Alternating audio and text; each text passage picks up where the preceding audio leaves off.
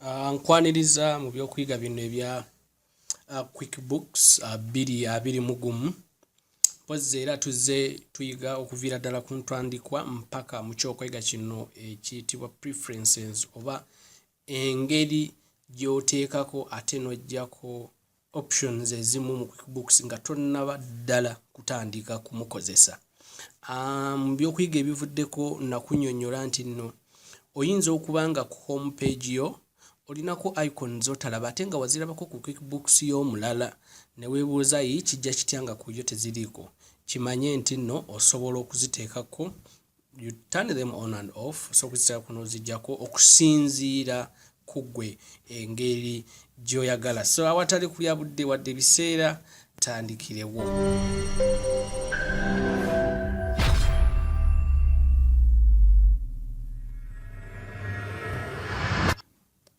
Butereevu kakati mu QuickBooks waffe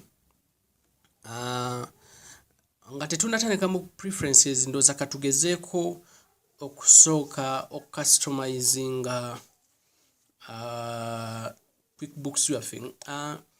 Bw'oba weetegereza nti nno icon zaffe ziri ku left naye nno mu QuickBooks olw'ensonga nti weetaaga space ennene w'okolera osobola okuzikyusa ate n'oziteeka waggulu. So tugenda mu view, bweweetegereza wano top icon bar tusobola okugijja ku left ne tugiteeka waggulu. Ndowooza olaba kati QuickBooks atuwadde space oba tufunyeewo space tusobola okukolera obulungi. So bw'otyo bw'osobola ogenda maaso n'okukyusa icon bar yo n'ogijja ku left ate n'ogiteeka waggulu. Ekintu ekirala nga tetunnabagenda mu preferences twagala kusooka okulaba engeri gye tucustomizingamu homepage yaffe ebeere nga bw'ogituulako naawe owulira nga gwe wagisettings ate nga ekwanguyira okwakisesinga. Ekintu ekirala kye nandyagadde tusettinge ye engeri gyonna navigatingamu ku Windows, like osobola okuba ne Windows mpitirivu enzigule okugeza nti singa mbikkula tugeze zino icons zonna oziraba singa onyiga kwemu ku zo singa onyiga kwemu ku zo zibikkula Windows zibikkula screen endala oba okitegedde bulungi. Tugeze singa ngamba nti nno create invoices, singa nyiga ku create invoices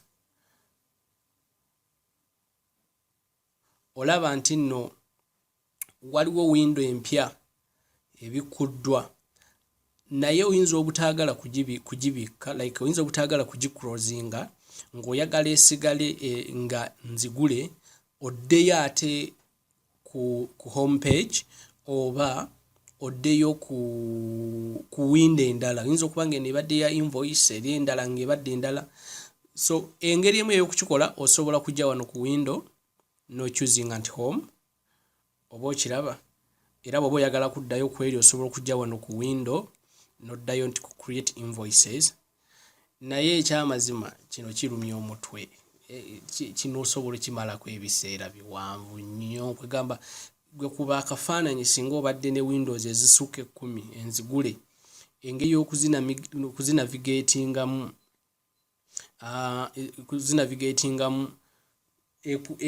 gyekulumya omutwe kubanga kati wano bw'oba tosobodde kuyita wali ku window olina kumaliriza by'okoze n'osavinga n'oclosinga. Naye kyenjagala tugende ku view. Bw'ogenda ku view wano waliwo option yasookera ddala eyitibwa nti open a window list. Genda mu maaso tugikyuzinge.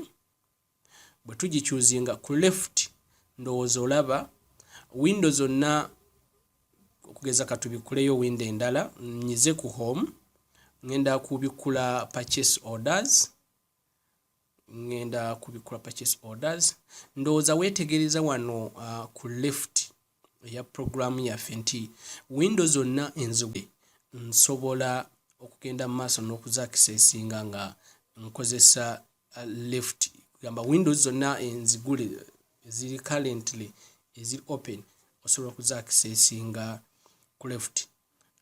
Bwe tutyo bwe tusobola okugenda mu maaso.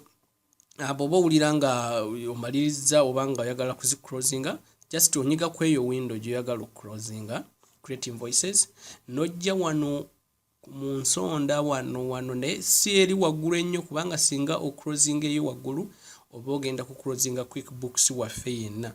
Naye nno oclosinga kano ak'owansi n'obeera ng'eyo giclosinze, kangende ne ku create purchase orders window nayo ngiclosinge.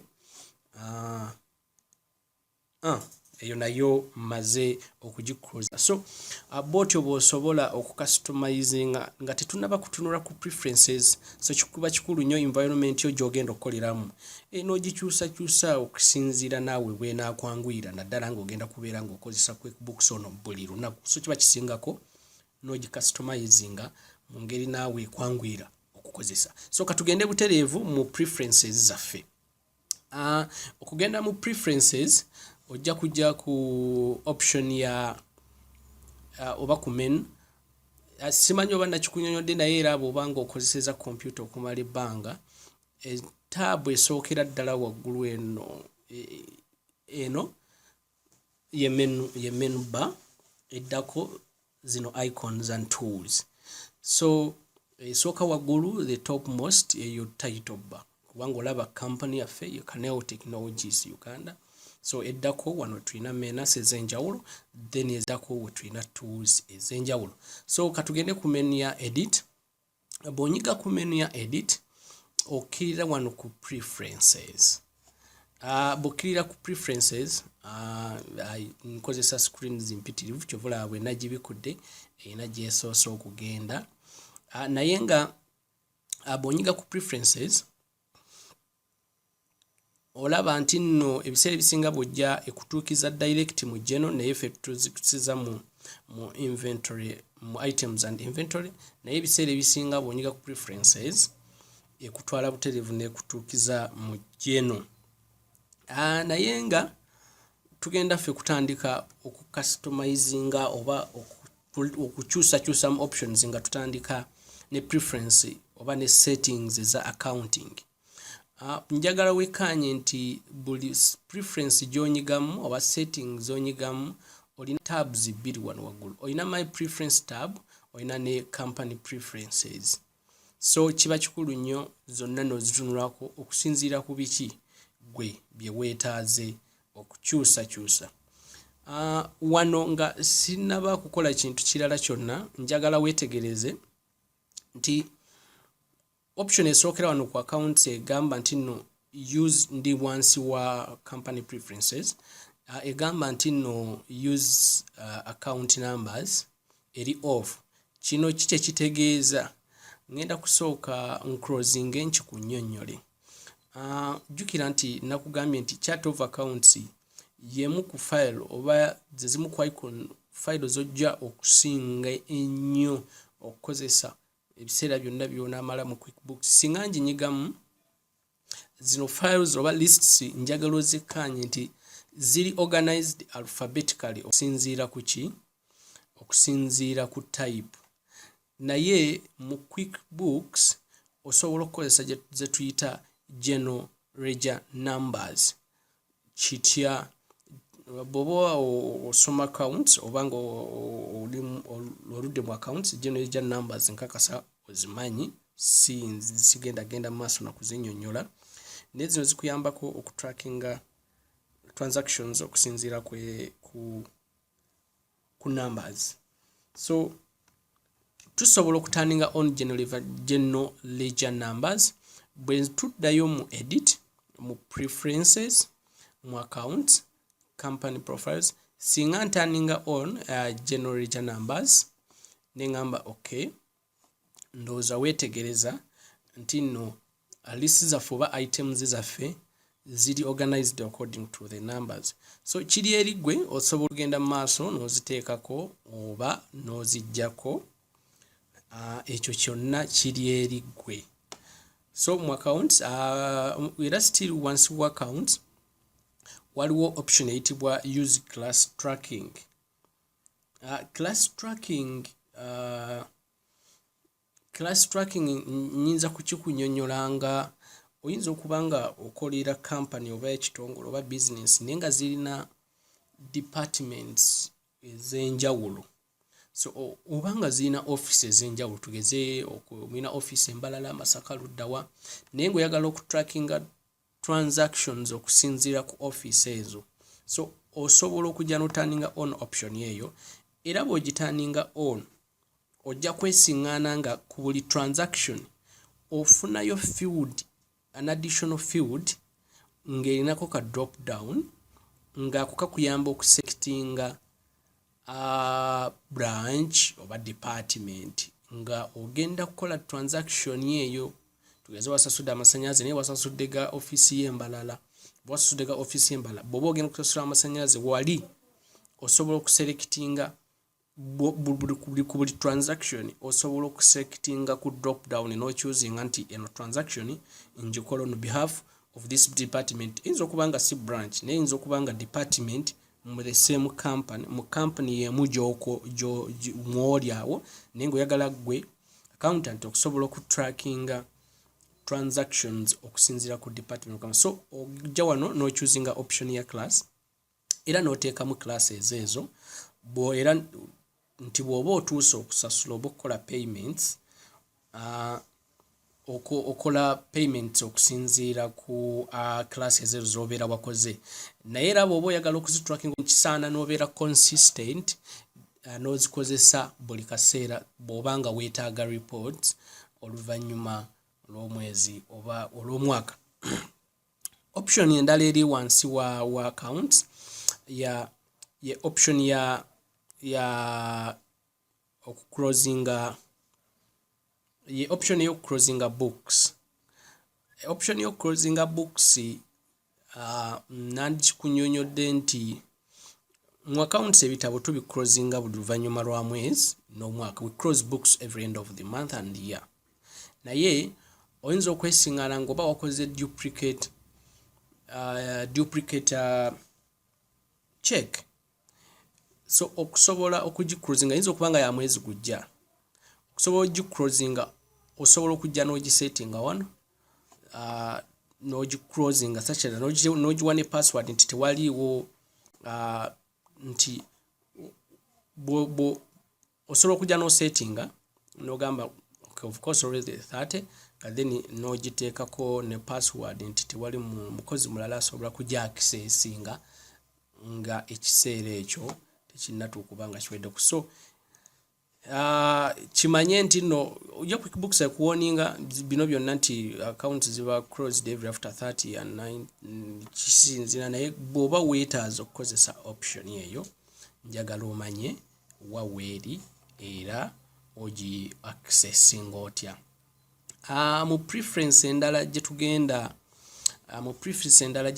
okulaba oba settings endala ze tugenda okukwatamu, njagala tukkirire wano mu checking. Mu checking wano ekikulu ennyo kyenjagala otegeerewo kiri nti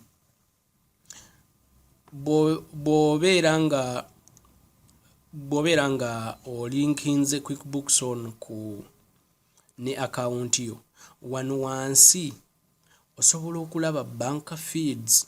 Bank feeds zezo transactions transactions z'obeera okoze mu bank. So bw'obeera olinkinze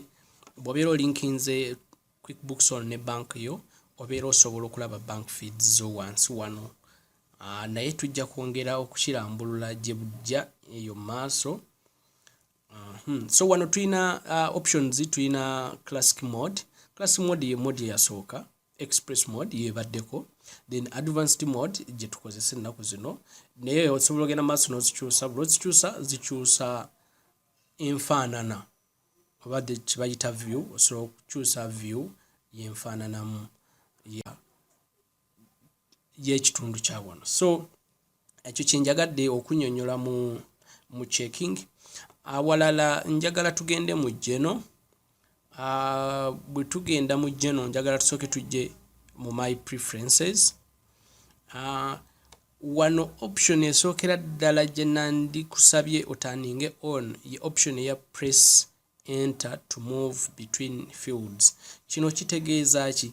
Kitegeeza nti no oyinza okuba nga obadde oli mu kujjuza transactions, tugeze oli mu kukola invoice, no pressinga enter ng'olowooza nti ogenda kumuvinga in between fields.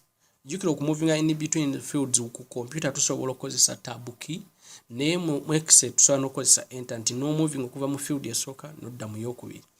Singa option eno ebeera teriiko, ojja kwesiŋŋaana nga transaction gy'obadde okola eri closed, kubanga yo kasita onyiga enter it's like a confirming. Eba confirming nti close and exit. So singa option eno ebeera turned on, kikuyambako nti awo movinga ojumping okuva mu field esooka, oyinza okubadde oyingiza linnya ng'oyagala kuddamu kuyingiza sente oba location, gwe kirowooza transaction yonna gy'oba okola. So enter ekuyamba okubeera nga osobola okuva mu field esooka ate nodda mu field ey'okubiri. Option endala gye nandyagadde olowoozeeko ye option ya use today's date as default. Kyandibadde kikulu nnyo nga buli transaction gy'okola eriko date y'olwo olunaku oba ennaku z'omwezi z'olwo olunaku nga ze ziringa default. Yes, kiri eri ggwe. Oyinza okwagala okugeneratinga invoice nga ya wiiki ewedde nga toyagala ejjireko.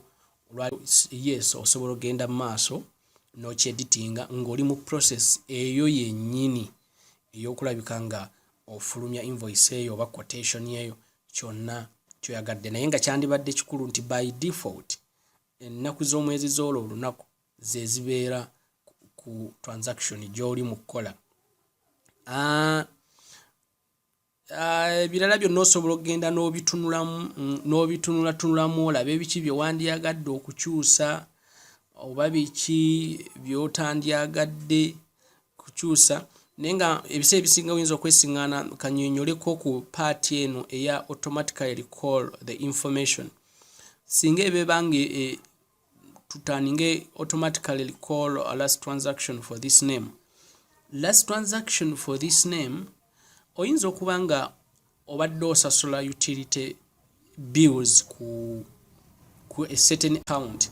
So QuickBooks ekuyamba nti no lozeemu okwagala okusasula bills with the same account ekuleetera information ekwata ku account eyo. So nako ka option kandibadde kakulu kubanga QuickBooks esigala ejjukira accounts ezobadde okolerako transactions mu QuickBooks.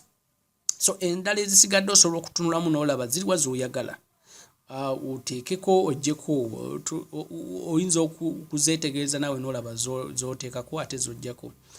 Nga situnnaba kuggalawo because eno party esooka ku preferences, njagala tutuneko katono nnyo ku items and inventory.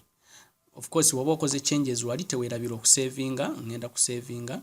So ku items and inventory, singa oyinza okwesiŋŋaana nga zino options zibadde off olw'ensonga nti nno ze zino kuzimu ku icon twagambye wali ku home page nti bw'oba wesiŋŋaanya nga waliwo icons ezitaliko, kitegeeza nti mu quick setup gye twabadde tukola ebibuuzo bye twazzeemu bye byavuddemu ebyo bye tusiŋŋaanye ku home page.